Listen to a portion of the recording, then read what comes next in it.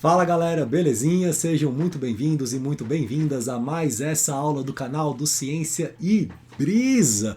Nossa aula de número 11 do curso de Microhidrodinâmica. E na aula de hoje eu queria bater um papo com vocês sobre um assunto que eu acho que ele é muito importante no contexto desse curso, que diz respeito à computação de interações hidrodinâmicas entre pequenas partículas imersas em uma suspensão, tá?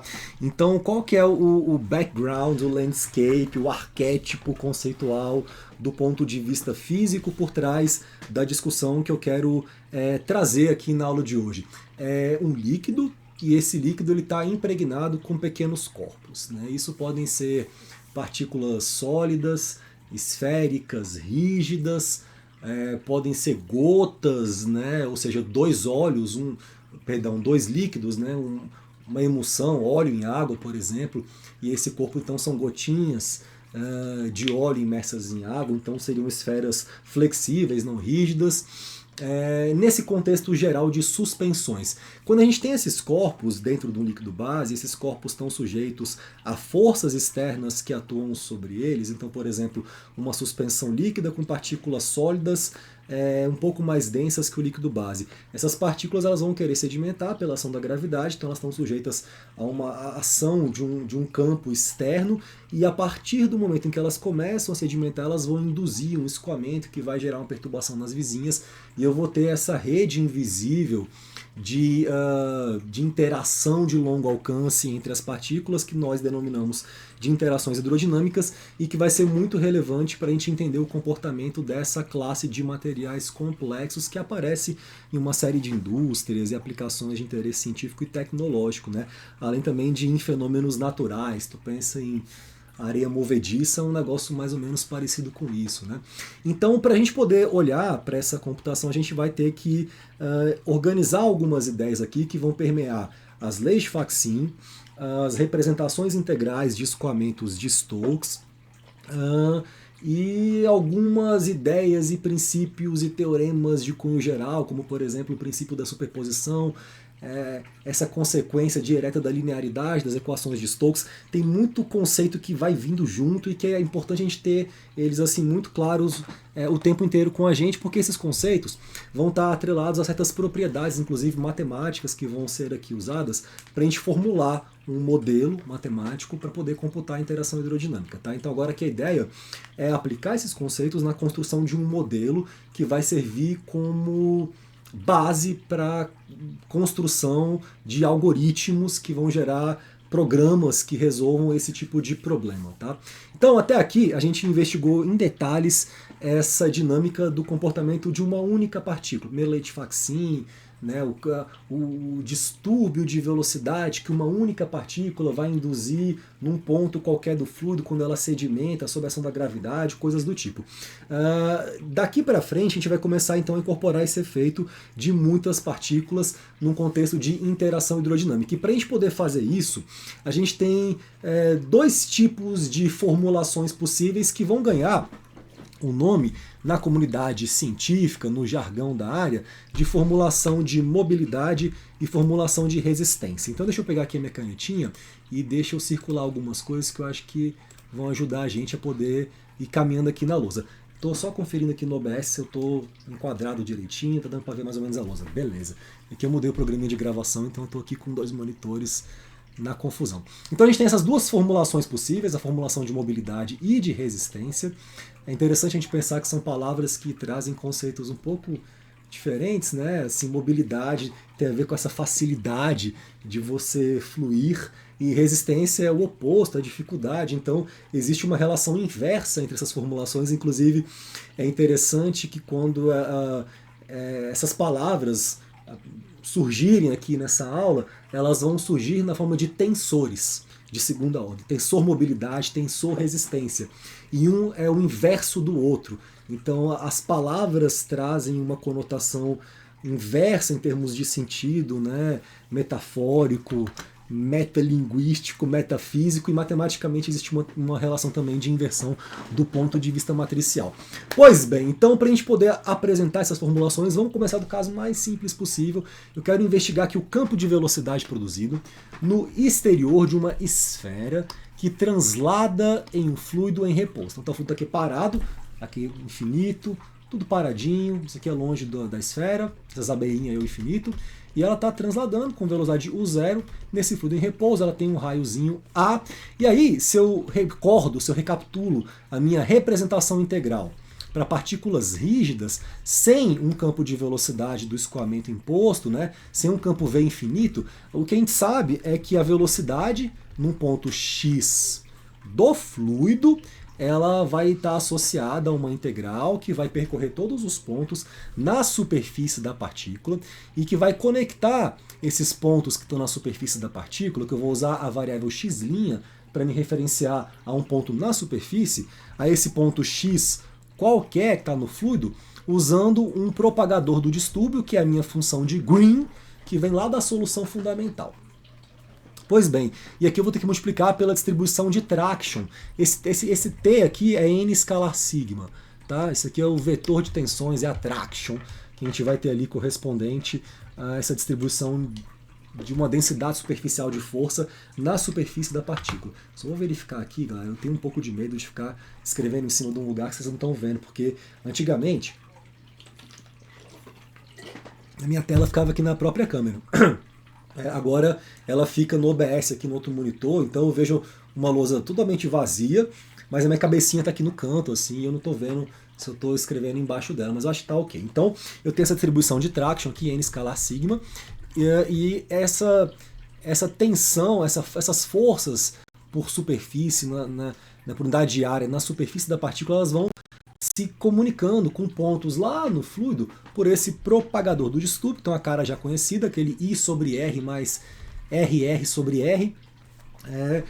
E aí a questão que a gente quer aqui investigar, que é a pergunta central que está aqui em vermelho, é a seguinte: como que eu vou acoplar a velocidade de translação dessa partícula à minha equação 1? Ou seja, como que eu vou conectar a velocidade U0, que está aqui na minha figurinha, que eu circulei, que ela está se movimentando, né, com a velocidade que ela vai induzir num ponto qualquer do fluido. Aqui eu tenho uma figurinha esquemática, que é uma nota, só para a gente se conectar em relação a essas variáveis. Né? Então x0 é o centro da esfera. X' é um ponto, na superfície da esfera, de acordo com o observador que não está nem na esfera e nem no fluido, está lá longe vendo aquele rolê acontecer. E x é um ponto no fluido. Então eu tenho x0, x' e x, e tem essas relações aqui entre essas quantidades que estão aqui expressas na minha nota. Então, para eu poder acoplar essa velocidade U0 da partícula na equação 1, a gente vai pegar aqui a primeira lei de Faxin. A ideia da aula de hoje é que vocês entendam toda a construção, todo o argumento por trás dessa modelagem, dessa construção de uma técnica mesmo, para a gente poder modelar esse fenômeno. Né? Eu acho que assim, esses cursos de pós-graduação, eles têm que ter uma pegada que contemple muitas habilidades mais avançadas que eu acho que não são normalmente contempladas no modelo tradicional de ensino muito hermético, muito pautado por um modelo bem rígido assim de você ir lançando os conceitos, porque historicamente assim a gente sempre ficou muito naquela coisa de aulas teóricas, de repente a gente tem uma sociedade que tem computador e linguagem de programação e chat GPT e continua só no lance assim, muito daquela fundamentação teórica. Chega uma hora que tem que simular alguma coisa, chega uma hora que tem que escrever um código, então são outras habilidades que são também necessárias, e chega uma hora que mais do que isso tem que modelar o problema. O problema não chega pronto, tem que entender as bases físicas para você poder formar um modelo para investigar o fenômeno, né?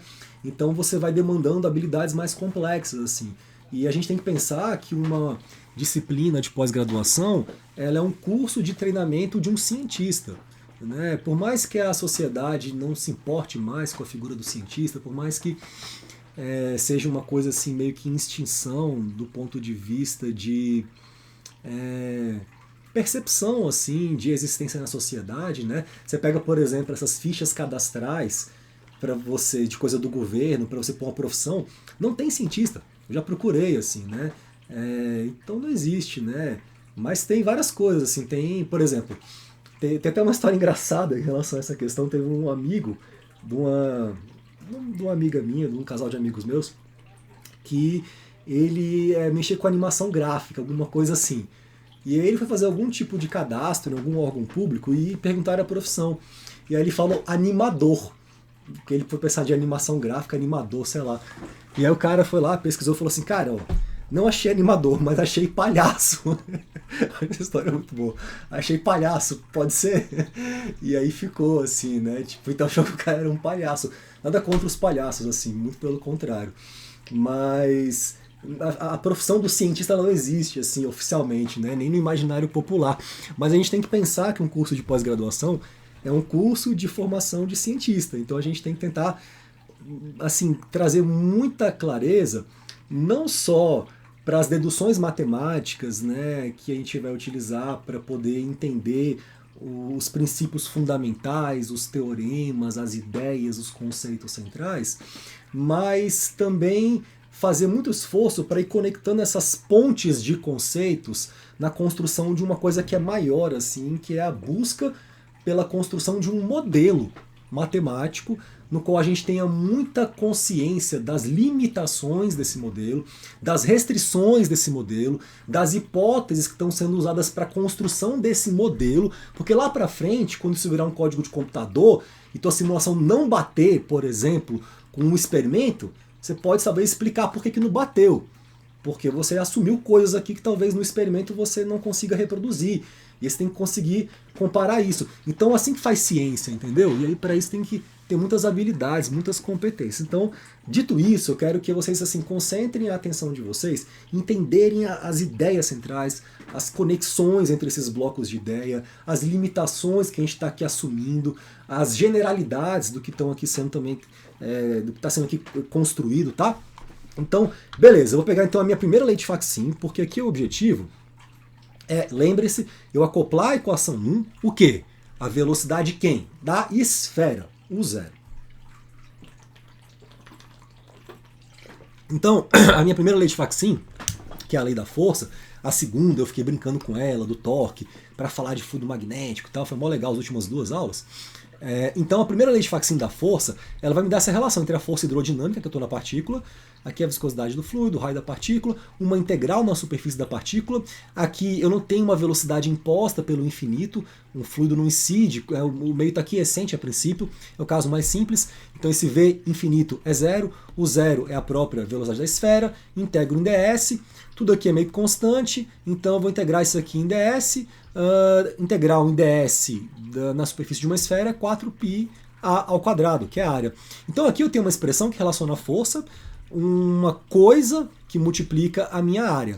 Essa alguma coisa só pode ser attraction, porque attraction é n escalar sigma, então é um vetor que multiplicado pela área vai dar a força, né? Então da primeira lei de Faxin para uma esfera rígida, transladando com velocidade constante aí no meio em repouso, eu tenho uma expressão exata para essa attraction que atua sobre a esfera. A attraction aparece explicitamente na equação 1, aqui, attraction. Então, basta tacar 2 em 1 e eu vou ter uma equação para a velocidade no fluido, em termos de uma integral na superfície da partícula, de uma coisa que depende da velocidade da partícula, que sendo constante eu saio para fora da integral, e pela simetria desse tensor de Ozin, eu posso inverter aqui a ordem, colocar isso do lado de fora, e vou ter uma equação, que é essa equação número 3, que vai me dar a velocidade no fluido em termos da velocidade da partícula. Então tem aqui a partícula, ela vai andando, e ela vai lançando essa informação do que é para acontecer com esse fluido quiescente, que eu quero saber que é o lado esquerdo da equação 3, usando essa função de Green, que é um cara que vai propagando o distúrbio para cada pontinho x' localizado na superfície da esfera, lá para os x do planeta Terra, aí, do líquido, do fluido, tá bom? Massa! Agora o lance é que eu quero integrar isso daqui. Essa é a grande questão. Então, para a gente integrar isso daqui, eu vou usar um recurso que é muito legal, que eu já usei algumas vezes nesse curso. Então vamos dar um zoom aqui para ficar bem grande a tela, porque a gente pode fazer isso sem perder resolução, que é essa expansão multipolo para a função de green nas vizinhanças do centro da esfera. Eu fico olhando um pouco para cá para ver se não está ruim da lousa. Então beleza, o que a gente sabe é que essa função de green avaliada nesse ponto x', ela pode ser representada em termos de quanto ela vale no ponto x0, que é o centro da esfera, e eu vou fazendo uma correção, né, entre x' e x0, que no fundo é um vetor que vai ter módulo A e vai apontar numa direção normal a partir da esfera indo para fora, apontando para onde está o fluido, na direção normal da esfera, né? Seria esse vetor aqui, esse cara seria AN. Porque esse N eu tenho aqui a esfera, está assim na direção mais ou menos, beleza? Então eu tenho uma correção em torno do raio da esfera que vai servir como uma série de Taylor aqui para propagar essa informação e no fundo representar uma coisa aqui em termos de quanto ela vale aqui, x' em x. Então essa aqui é uma expansão multipolo, e aí a gente pode então representar isso em termos de uma somatória de uma série infinita. Inclusive a gente vai começar a falar sobre séries infinitas nesse curso também, porque isso vai vir a calhar muito bem para a gente poder dissertar sobre questões numéricas muito sérias que estão vinculadas a problemas de divergência na computação dessas séries, que vão ser usadas para eu fazer as minhas interações hidrodinâmicas em sistemas de N corpos, para avaliar essa mecânica estatística de suspensões, que é um assunto importante para a microhidrodinâmica, é um assunto que faz muito assim parte das minhas linhas de pesquisa, então eu quero trazer um pouco isso também para esse curso aqui. Pois bem, então daqui a gente vem para essa setinha, então a gente vai substituir 4 em 3. Quem é 4? A expansão multipolo para G, tá aqui, tá, bati um retrato. Quem quer 3? Equação aqui de cima, velocidade no fluido em função da velocidade da partícula. Fazendo isso eu vou ter uma equação bem maior, equação 5, e aí o que a gente vai usar é algumas notas, a equação 5 está aqui, foi mal, tô com a minha cara em cima, e o que a gente vai usar é algumas notas que estão já associadas a propriedades que devem ser respeitadas em contextos de escoamentos de Stokes, que é a seguinte: a integral em ds, perdão, a integral de ds em S, superfície de uma esfera, é 4π ao quadrado, isso aqui já apareceu. Essa integral em S, x' menos x0 elevado a n para n ímpar, é 0. Essa integral aqui de xrr, né, r, que é x' menos x0 ds, já calculamos isso aqui é 4/3 de π à quarta i, e a gente sabe que o tensor de Jaussien, a função de Green para o campo de velocidade, o divergente dela é nulo, e ela é uma função também biharmônica, que é uma questão que é uma propriedade geral de creeping flow, que também, somada à solução fundamental, me produz essas consequências. Então, não vou entrar aqui muito em detalhes, também é bom que vocês quebrem um pouquinho a cabeça em casa, mas para casa eu quero que vocês apliquem essas notas aqui. Isso aqui não é um ED, até porque eu acho que eu já fiz isso com os meus alunos no curso presencial que eu estou dando esse semestre lá, na lousa e tal. Então, isso aqui é mais um exercício para casa. Aplique essas notas e mostre que essa velocidade que eu quero saber no fluido em x, ela depende dessa velocidade da partícula. Tem aqui um 6π eta a que multiplica esse termo, uma coisa muito legal que aparece inclusive na lei de Stokes, esse operador maravilhoso que já aparecemos algumas vezes. E aqui a função g, que eu vou chamar um g estrela, só porque eu estou escondendo esse 8π eta no denominador. Porque no fundo isso aqui vem, galera, desse fator aqui, só que a gente gosta de escrever as coisas também em termos desse 6π eta, né? E isso é conveniente porque depois, quando a gente vai comparar lá com a lei de Stokes e tal, facilita algumas interpretações. Então ficou assim a expressão por enquanto que eu quero saber. Esse termo aqui, 1 mais a ao quadrado sobre 6, laplaciano, ele é uma correção devido ao tamanho finito dessa partícula. Ou seja, se eu não tivesse esse cara aqui, essa equação seria basicamente a solução fundamental para um ponto de força, né? Um point particle. Então esse cara é uma correção. Pois bem, que vem da expansão multipolo. Vamos aqui então propagar. Para a gente trazer então essa questão da simulação computacional, eu quero bater um papo com vocês sobre um pouco de física, assim, porque isso vai me ajudar a construir um discurso que mais para frente eu vou amarrar e vou fechar ele e tudo vai casar. Então, até aqui cheguei nessa equação 5, que era onde eu queria chegar. Beleza, massa. Então, quando a gente for simular isso, num contexto de simulação numérica, o que a gente vai ter para a gente poder falar um pouquinho sobre algumas questões, inclusive terminologia, que vai dar origem a essas duas palavras, mobilidade, resistência, etc. Em fins de simulação numérica, geralmente eu vou ter uma partícula aqui I, que vai estar num ponto qualquer. No caso, se ela tivesse isolada, ela estaria sedimentando aqui, por exemplo, com uma velocidade de Stokes. Isso aqui seria meio que meu exemplo assim, mais básico para eu poder entender essa mecânica aí de interação hidrodinâmica, é pegar uma partícula sozinha que sedimenta e tacar no líquido. Então ela vai sedimentar com velocidade de Stokes, quando ela relaxar, ou seja, quando ela sair da sua velocidade zero, começar a acelerar, quando ela vai acelerando, a gente vai, e ela acelera por gravidade, ela também vai ganhando uma resistência maior, né, recebendo do fluido uma resistência maior ao seu movimento, porque esse arrasto que ela experiencia pela lei de Stokes, ele é proporcional à velocidade da esfera, então uma hora ela vai igualar, essa força de resistência vai igualar a força desse empuxo líquido que faz ela ir para baixo, por exemplo, mas também valeria se ela fosse para cima, tanto faz, e uma hora essas forças vão se balancear, ela atinge uma velocidade terminal que é a de Stokes. Mas isso, na verdade, não vai acontecer se ela estiver lá junta com outras partículas J, numa grade de várias partículazinhas. Agora, para a gente poder entender um pouco assim dessa fenomenologia básica, né? Aqui é um pouco dessa questão que eu acabei de falar. Estava aqui, eu nem sabia que tinha que equação, mas estava aqui o que eu acabei de falar.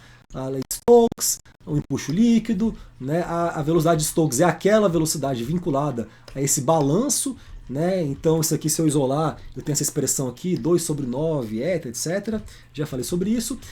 E agora, se eu quisesse, por exemplo, ver como ela relaxaria até atingir essa velocidade terminal, o que eu deveria fazer? Deveria ser resolver a minha segunda lei de Newton cheia mesmo, né?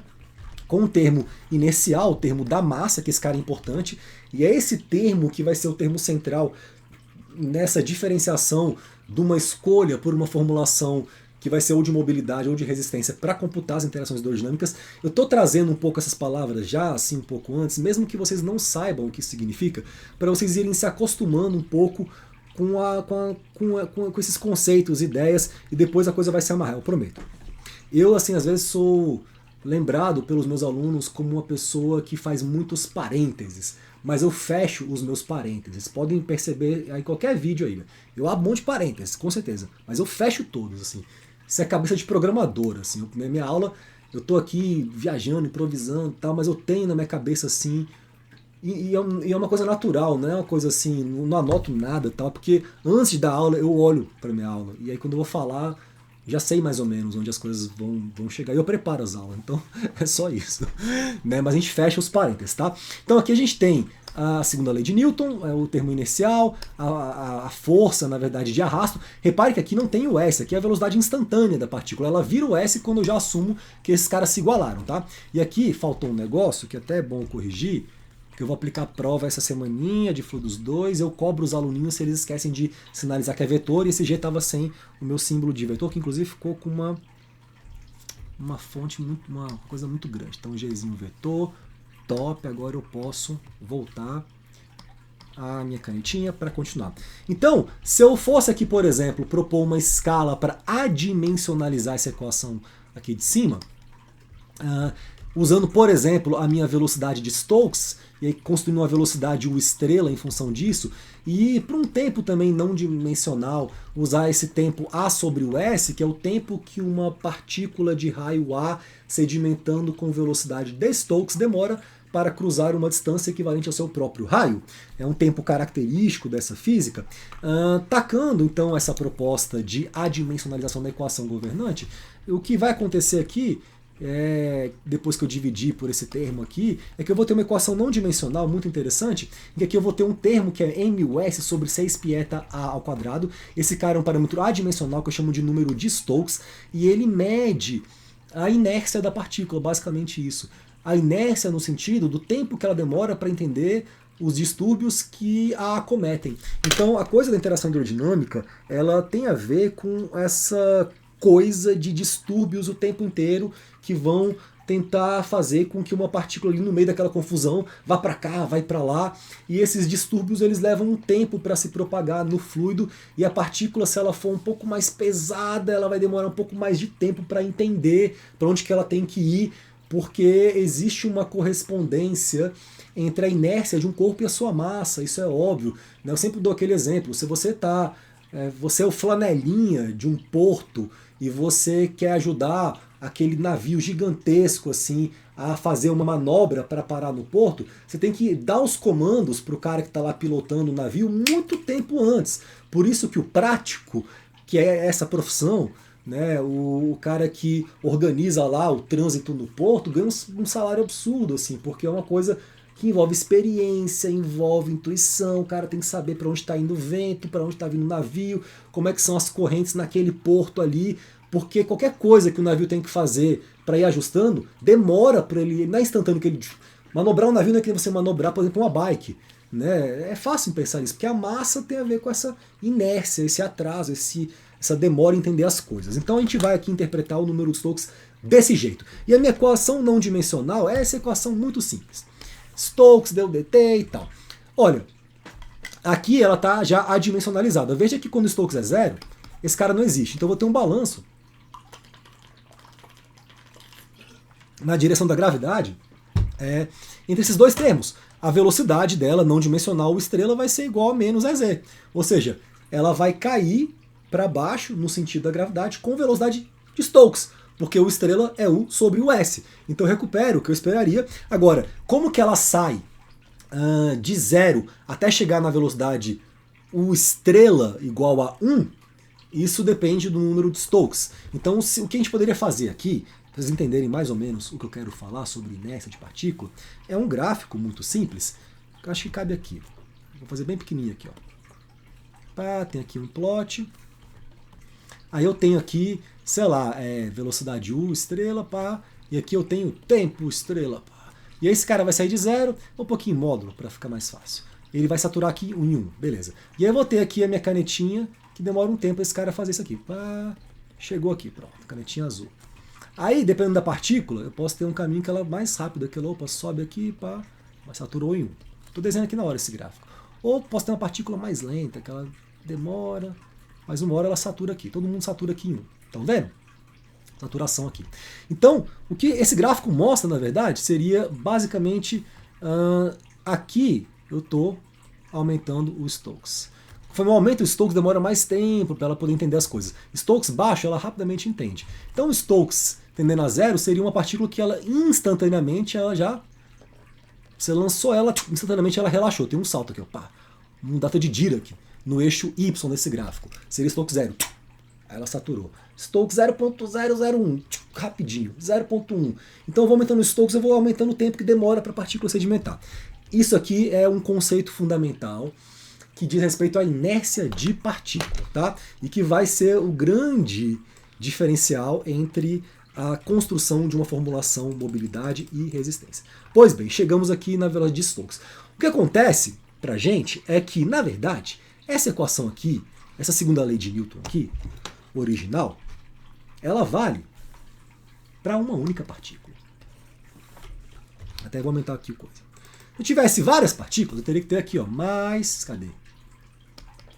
Uma força, cara, de interação hidrodinâmica vinculada a um somatório em J, sei lá, não sei nem se essa simbologia faz algum sentido.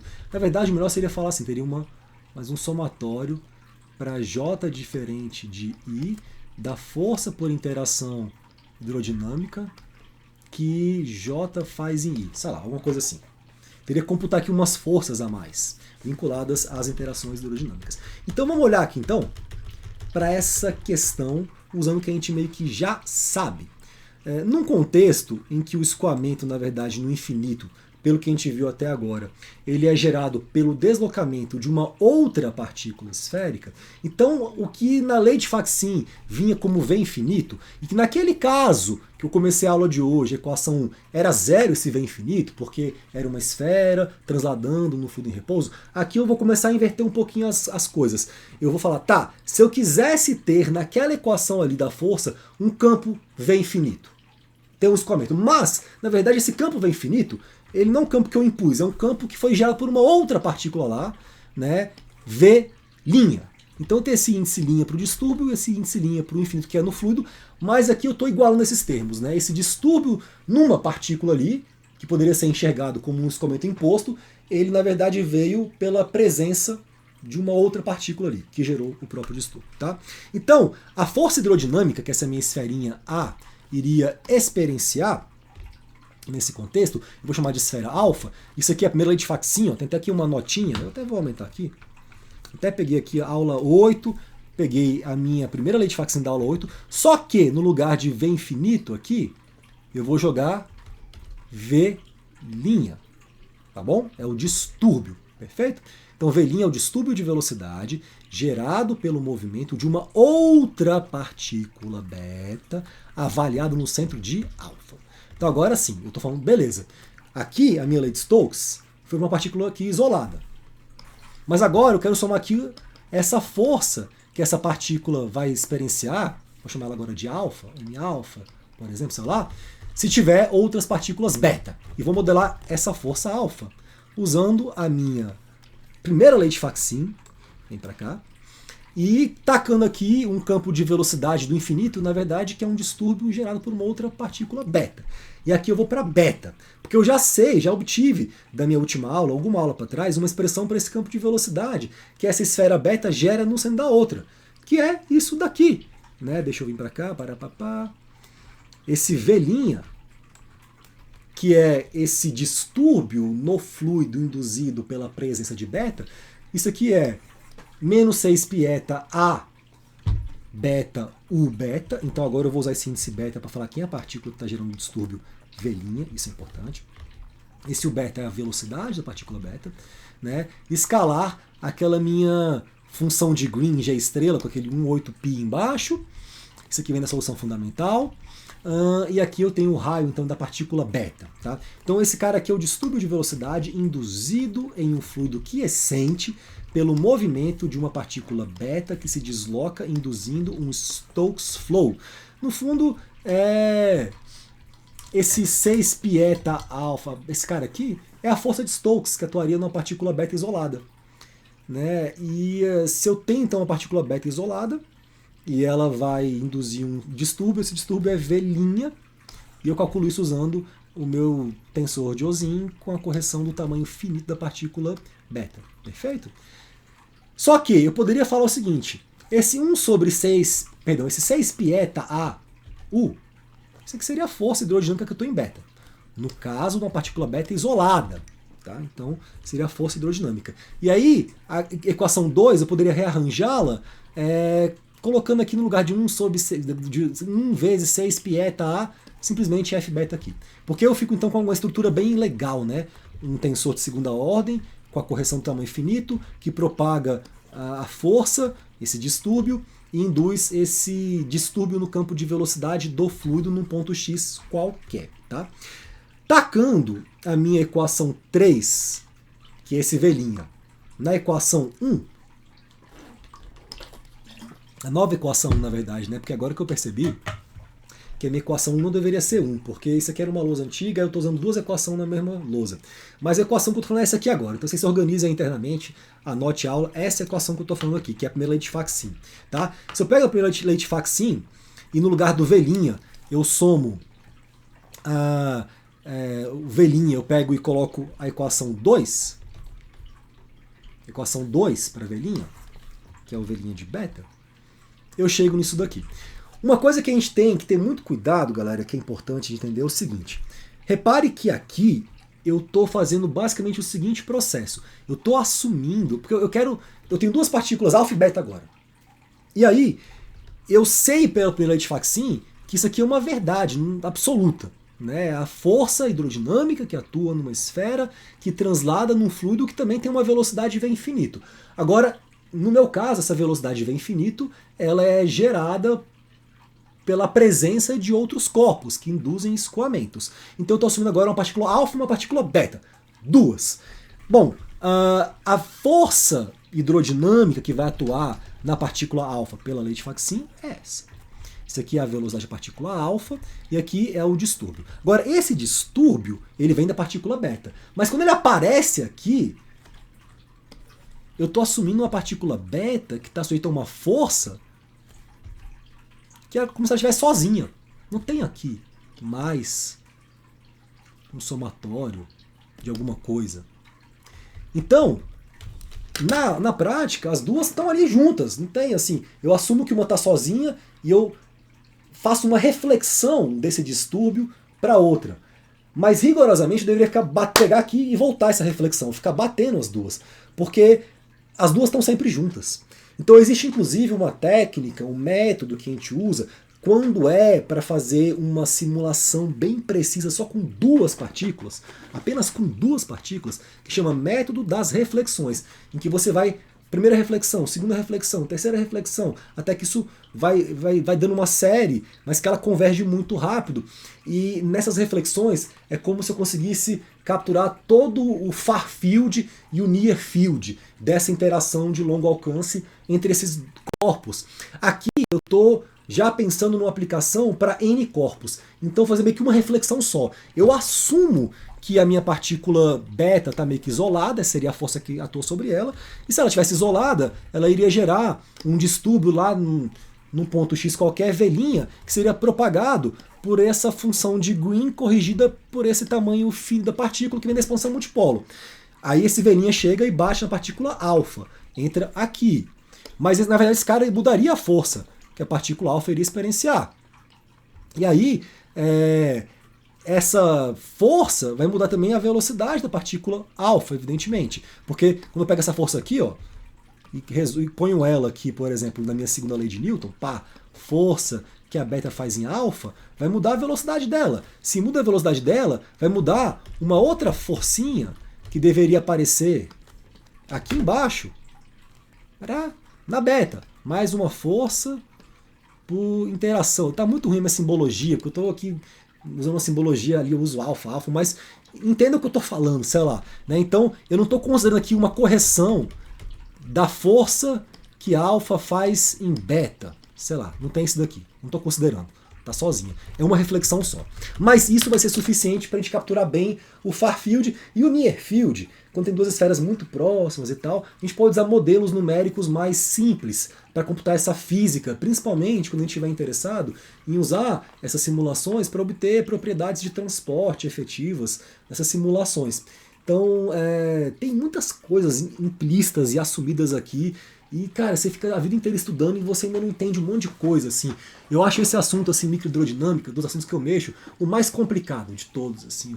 O que eu me sinto mais burro, o que eu me sinto mais ignorante, o que eu mais sinto que eu não sei nada, o que eu mais me sinto uma farsa em muitos níveis. É um dos cursos que é mais difícil para mim, assim, de ministrar. Mas eu tô bem orgulhoso, assim, do que tá acontecendo esse semestre, como tá saindo, assim. Tô ainda um pouco indeciso em relação para onde que eu vou caminhar para fechar o curso, mas estou querendo já começar a me encaminhar já para um fechamento desse curso. Também não quero dar um curso muito longo, assim, porque ele é um curso muito específico mesmo, é uma matéria assim muito verticalizada, né, que nem um curso de mecânica dos meios contínuos, né, coisa do tipo. Mas enfim, eu estou orgulhoso, assim, eu espero que vocês estejam compreendendo as ideias, assim. Em certo sentido também é um curso que visa popularizar um pouco uma área de conhecimento. Eu estava pensando sobre isso hoje de manhã, assim, fazendo meu café da manhã, nessa questão assim de qual que é o padrão de um curso de microhidrodinâmica. Mas não tem curso de microhidrodinâmica, né? Não é um curso que tem em todas as universidades, em todos os departamentos. É um curso que tem aqui onde eu estou, né? É um curso que tem aqui porque está associado a uma cultura acadêmica das pessoas que estavam aqui antes de mim e tal, né, do meu orientador, por exemplo, e minha também, da minha construção e tal.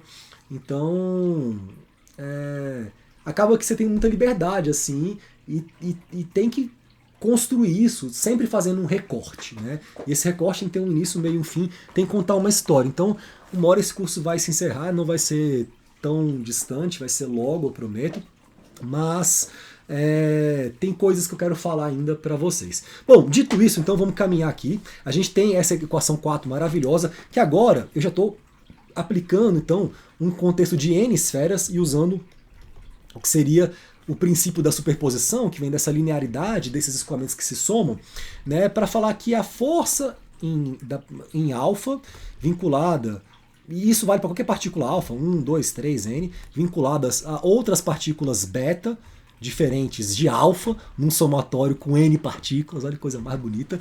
Isso então da primeira lei de Faxin, na verdade, vai estar esse termo aqui, tensor identidade, eu coloquei esse aqui lá de fora de propósito, a velocidade da própria partícula e aqui a correção devido às outras, que envolve esse operador aqui, ó, duas vezes, um quando o índice é alfa, um quando o índice é beta. Tá? Esse G aqui, estrela, agora ele se refere à relação entre alfa e beta, oh, que coisa bonita.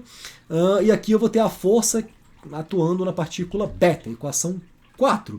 Então daqui, ficou uma equação muito grande, muito cheia de somatório, eu vou definir um tensor já simplificado, que é o tensor G alfa-beta, um tensor de interação que tem a ver com esse tensor de Ozin, mas que ele tem esse operador duplo aqui, né, que aplica sobre esse cara. Repare que aqui vai ter um distributivo, vai ficar um Laplaciano, vai aparecer um Laplaciano na quarta, a gente sabe que esse cara por creeping flow é biharmônico, vai pro pau, então aqui no fundo o que eu vou ter desse tensor, calculando esse Laplaciano, né, individualmente, somando, vai ser um cara com a seguinte estrutura, 1 sobre 8 pieta, aqui I mais RR, e aqui sobre R, maravilha. Deixa eu ver uma coisa, I sobre R, RR, beleza, ótimo, esse cara tá tudo certo, é dimensional. E aqui eu vou ter um termo sobre R, um termo sobre R ao cubo, né, que é a correção que tem a ver com o tamanho das partículas. E esse cara aqui, grandão, a gente chama ele de tensor mobilidade de Rotner-Prager. Isso aqui é uma informação, um artigo de 1969, do ano do Woodstock, tá? Um ano antes desse disco do Pink Floyd que está aqui atrás de mim, que é o Atom Heart Mother, que é de 70. Pois bem, então a minha equação 4, que é gigantesca, que é essa equação grande pra caramba aqui, eu vou reescrevê-la da seguinte maneira. Eu vou pegar, isolar a força, e a minha força, então, que atua em alfa, devido às outras partículas, vai ter um termo aqui, 6 pieta a identidade, a velocidade dela isolada, mais um somatório desse tensor de Rotner-Prager escalar as forças que atuam em beta. Eu vou multiplicar então essa minha equação por 1 sobre 6 pieta a identidade, e aqui vai acontecer um negócio muito interessante, o lado esquerdo vai ficar 1 sobre 6 pieta a identidade escalar F, esse termo aqui eu vou chamar de matriz self-mobility, matriz automobilidade. E aí começam as palavras mobilidade e resistência, que vem dessa superposição da linearidade, de Rotner-Prager, da lei de Faxin, do distúrbio, da solução fundamental, da representação integral, da expansão multipolo, de tudo isso a gente combinou aqui numa relação em que essa reorganização de termos, ela me viabilizou escrever esse lado esquerdo da minha equação 6 em termos de um tensor de segunda ordem, que eu vou chamar de automobilidade, porque auto aqui em self, no sentido de que ele não envolve coisas dos outros, é apenas o próprio raio da partícula A que interessa. E a palavra mobilidade vem do seguinte fato. Veja que se eu tenho aqui uma coisa que é só uma partícula sozinha, né, que é a parte dela isolada.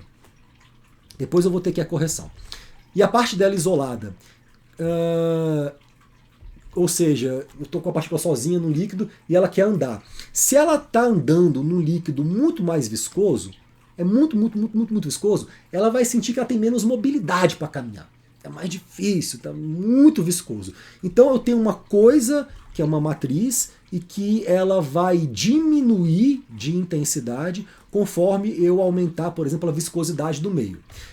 Se a partícula A ela é muito pequenininha, ela vai ter cada vez mais facilidade de navegar ali naquele fluido. Pensa em interstício, pensa em encontrar caminhos, pensa na verdade que essa partícula ela pode estar num meio poroso. Então quanto menor ela for, mais facilidade ela vai ter de se movimentar ali no meio, mais mobilidade ela vai ter. Então se eu diminuo o raio, aumenta também essa coisa. Então faz sentido chamar essa coisa de mobilidade, porque ela tem uma dependência funcional inversa com a viscosidade do fluido e com o raio da partícula. Quanto menor a partícula, mais fácil vai ser de caminhar, quanto maior a viscosidade, mais difícil vai ser de caminhar. Então tem a ver com uma mobilidade. E é alto porque isso aqui considera apenas informações dela mesma.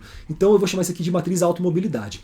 E aí eu vou poder então escrever essa minha equação da seguinte maneira.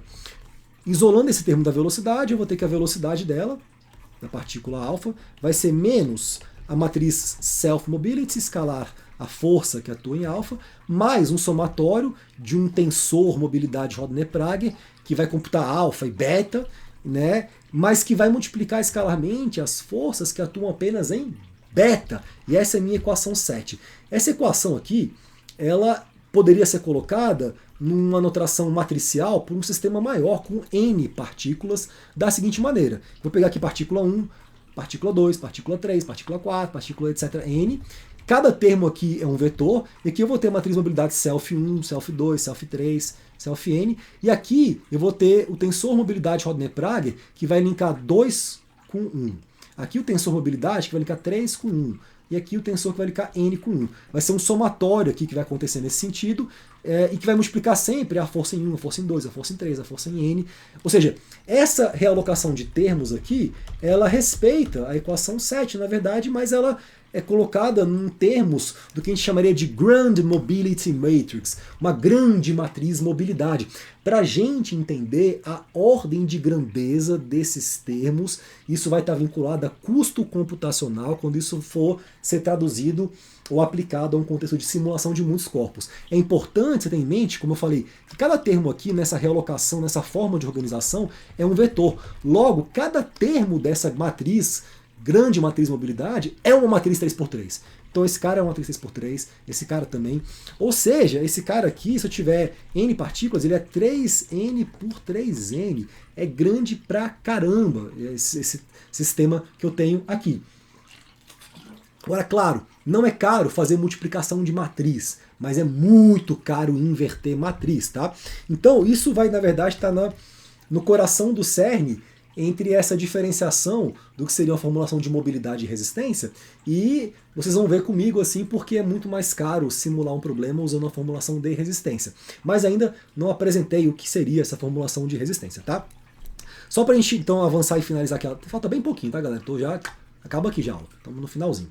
Então, para a gente finalizar, eu poderia representar essa grande matriz mobilidade, essa grande formulação mobilidade. Eu vou fazer um símbolo aqui que é um corte assim vertical, ó, que é uma loucura, para falar que esse cara seria um vetor, aqui uma matriz um tensor de segunda ordem, um vetor, mas para n partículas. Tá? Então esse cortezinho aqui vertical que eu inventei aqui, ele representaria esses n termos aqui. Então, daqui em diante eu vou tirar esse corte para deixar a notação um pouco mais simples, mas é importante ter em mente o que esses caras de fato representam, né, em termos de uma grande matriz mobilidade. Pois bem, essa formulação aqui que a gente viu, que linka diretamente velocidade de cada partícula com as forças atuantes nos elementos da suspensão, ela é conhecida então como formulação mobilidade. A formulação mobilidade, eu tenho as forças hidrodinâmicas que atuam nessa partícula, e essas forças, então, eu uso uma matriz zona M para propagá-las, para descobrir as velocidades consequentes dessa força. Isso vai ser útil quando eu tiver um contexto, por exemplo, agora linkando aquele parênteses do Stokes, Stokes zero.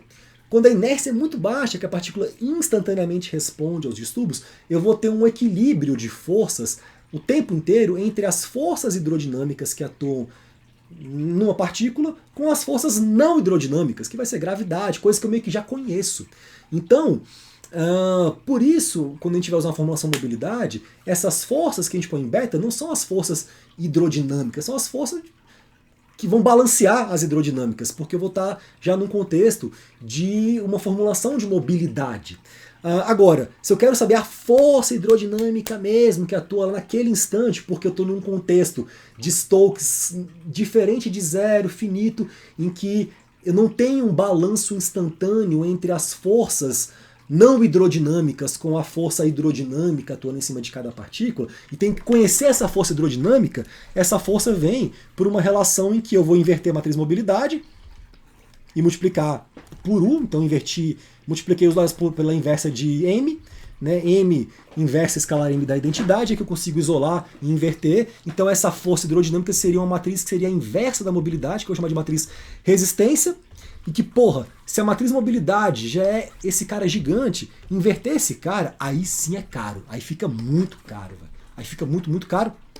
E eu vou frisar bastante nesse lance do custo computacional nas próximas aulas, porque, cara, essas interações hidrodinâmicas, elas são mais caras do que você pode imaginar, tem questão de divergência, o buraco vai ficando mais complicado, vai ficando mais interessante também. essa modelagem, tá?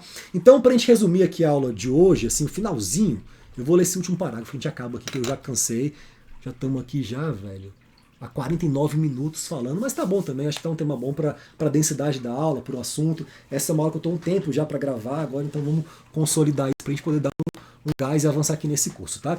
Então, em problemas que envolvam partículas não massivas, né, ou seja, não tem massa, é o Stokes tendendo a zero, é um outro nome que a gente dá, tá?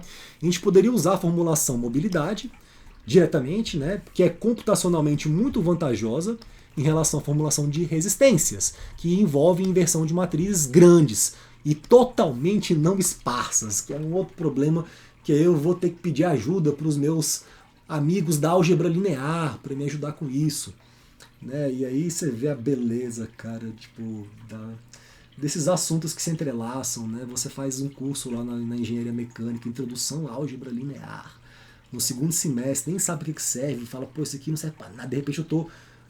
Cara, tem quantos anos que eu fiz esse curso na minha vida? Eu entrei com 17, cara, na UNB, então, segundo eu tinha 18 já.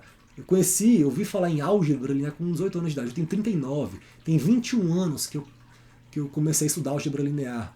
E até hoje eu estou falando disso aqui, nos meus cursos, né? Então é uma coisa que se usa mesmo, porque é isso, a física ela é complexa e aí tem uns modelos matemáticos, tem que resolver, e para resolver, os matemáticos são bons de resolver problemas, né, ou de desenvolver ferramentas para a gente resolver problemas, vamos pôr assim, que eu acho que é mais justo, né, e a gente engenheiro quer resolver problema, então tem que usar matemática.